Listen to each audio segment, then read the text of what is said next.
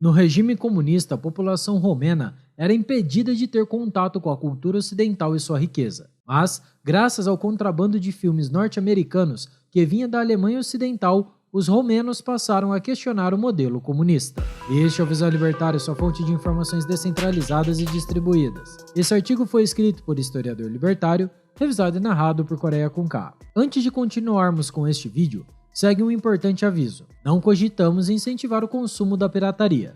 Nosso intuito é apenas educativo, de informar o que aconteceu naquele período histórico da Romênia. Para um regime comunista prevalecer e ter longevidade, o controle da informação é essencial, sobretudo do que acontece fora da cortina de ferro. Toda a imprensa é controlada, e o regime constantemente ameaça quem violar qualquer tipo de regra para manter o medo na população. Se as pessoas perceberem que nas sociedades nas quais o mercado capitalista é permitido, elas conseguem aumentar seu padrão de vida e prosperar, então o comunismo perde todo o seu apoio. O documentário Chuck Norris vs Comunismo retrata a década de 1980 na Romênia, quando a TV estatal do governo escondia dos cidadãos as inovações que aconteciam no Ocidente. Para aquele povo empobrecido, devido ao planejamento central se contentar com pouco, proibia-se todo tipo de mensagem consumista, que mostravam banquetes fartos ou até mensagens religiosas. Nada disso diferiu do que ocorreu durante décadas na União Soviética e nos outros países comunistas,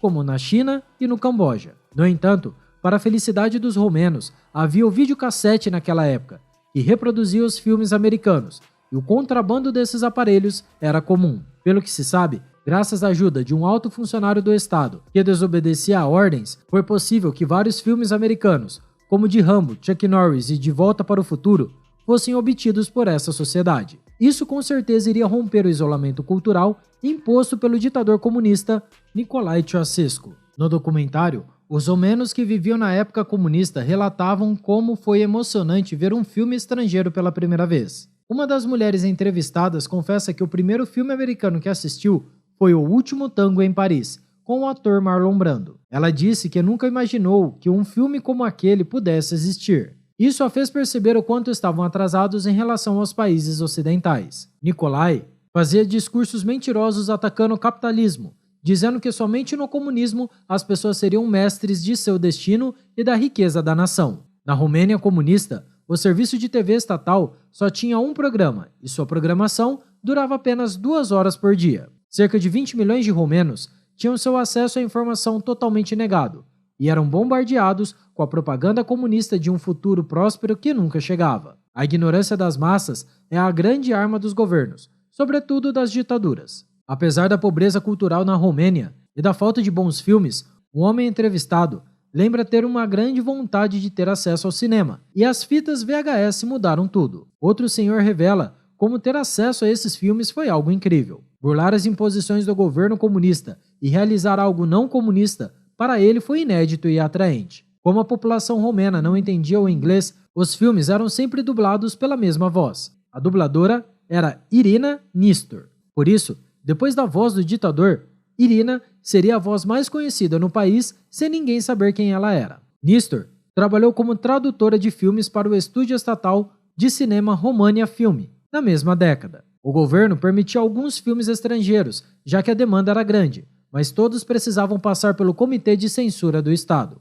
Por isso, só os filmes que confirmavam o estilo de vida comunista, ou ao menos não ameaçavam a narrativa vigente do governo, poderiam ser aprovados. E isso limitava muito o acesso da sociedade a produções cinematográficas incríveis e de alto nível. Afinal, em todo governo comunista, a variedade e a possibilidade de escolha se impossibilita. Era muito difícil conseguir um aparelho de videocassete naquele país comunista. Por isso, a maioria das pessoas só tinha acesso ao sinal de TV estatal. Era o equivalente a comprar um carro, cerca de 55 mil léus. E não havia videocassete nas lojas romenas. O jeito era contrabandear de outro país. Os primeiros romenos que começaram a oferecer o serviço de cinema em suas casas começaram a ganhar um bom dinheiro rapidamente, por cobrar a entrada. Os telespectadores clandestinos sabiam que não podiam falar absolutamente nada do que viam nos filmes em público. Era uma tarefa difícil não poder contar a seus concidadãos os vislumbres da sociedade ocidental e das belas histórias dos filmes americanos. Nos anos 1980, o regime totalitário de Nicolae estava se tornando cada vez mais paranoico, com medo de sabotadores entre os romenos. Por isso, apostava cada vez mais em gerar medo e na psicose da vigilância que vigorava no país há anos. Isso tornava as pessoas cada vez mais ansiosas com o seu próprio comportamento e a ficarem suspeitas de outros. Afinal, qualquer um poderia ser um agente do governo, querendo descobrir quem está burlando as leis do regime. A verdade é que todo regime autoritário precisa do apoio e conformação por parte da população, por mais que isso não seja tão evidente. O medo de ser delatado se torna o maior de todos. Os agentes do governo e seu contingente policial são limitados, não conseguem vigiar a todos, sendo necessário incutir medo através da propaganda. Em todas as sociedades ditatoriais, boa parte das denúncias que revelavam ao governo quem estava desobedecendo às leis vinha de cidadãos comuns manipulados pela propaganda. Os romenos viviam numa realidade de pobreza como todos os países satélites da União Soviética. Foi implementado por lá o famoso igualitarismo, que a esquerda defende, no qual ninguém pode enriquecer, somente a elite política, já que Nikolai e sua esposa ficaram milionários e viviam no luxo. Todos os demais cidadãos precisavam ficar em longas filas para adquirir produtos, já que a escassez no país era algo trivial. Por isso, o governo sempre racionava tudo. Todo produto estrangeiro era muito caro, e muitos deles eram contrabandeados. E pelo visto, era o mercado clandestino que tentava trazer alguma dignidade àquele povo. Os jovens romenos adoraram os filmes de ação de Chuck Norris e de Van Damme. A ideia de ter heróis corajosos e que enfrentavam desafios os atraíam. Ficavam impressionados com os filmes do Rambo e aprendiam a lição da história quando o herói combatia o mal e vencia. Chuck Norris também ensinava importantes lições ao arriscar sua própria pele para salvar seus amigos. Por isso, os filmes de fato contribuíram para mudar a perspectiva sobre a realidade que os romenos tinham. Tudo da cultura ocidental expressa nos filmes passaram a influenciar os romenos, desde as roupas, atitudes e gestos dos personagens dos filmes. Se não fosse o contrabando e as fitas VHS pirateadas, não seria possível que eles tivessem contato com essa realidade, totalmente diferente que tinham no cotidiano. E com certeza, mesmo naquele país fechado, começou a se travar uma espécie de conflito cultural, já que, felizmente, a cultura ocidental conseguiu se infiltrar pelas fronteiras romenas. Essa guerra silenciosa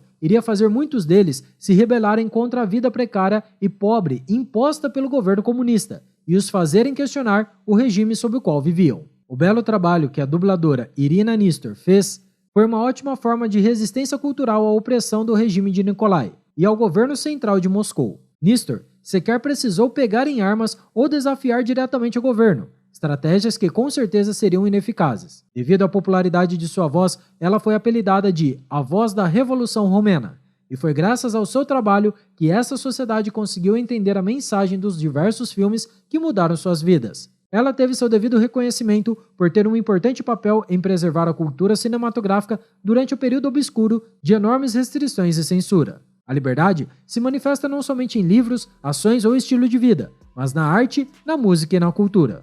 Os filmes norte-americanos com certeza retratavam um modelo de sociedade e um estilo de vida que estava fora do aceitável para o totalitarismo comunista. Eles rompiam com a ideia de que a pobreza era algo comum, que todos deveriam ser iguais e passivos e de que era normal viver com medo do governo e de qualquer autoridade. Com certeza, essa brusca mudança de paradigma que o cinema ocidental trouxe mudou a mentalidade e a vida de milhares de romenos, contribuindo com o fim do regime comunista que já estava instável. Enfim, depois de 2 décadas da ditadura de Nikolai e todo o terror que impôs ao povo romeno, ele e sua esposa foram capturados em 1989 e julgados em um tribunal militar improvisado. E no Natal do mesmo ano, o casal foi condenado à morte por um pelotão de fuzilamento. O momento foi tão histórico para o país que a execução foi transmitida ao vivo na televisão nacional, que por tanto tempo foi o principal instrumento de propaganda do regime. A queda de Nikolai, com certeza, representou um fim de período de violação de direitos humanos, e foi algo que libertou as mentes e corações dos romenos da manipulação comunista. Deixamos como recomendação o documentário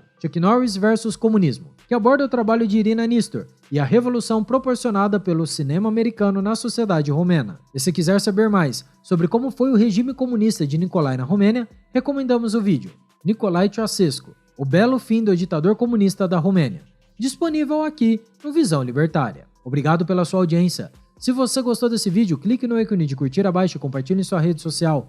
Se deseja ser notificado de outros vídeos, inscreva-se aqui no canal e depois clique no ícone da campainha. Escreva artigos, você também acesse visãolibertaria.com. Até a próxima e tchau, obrigado.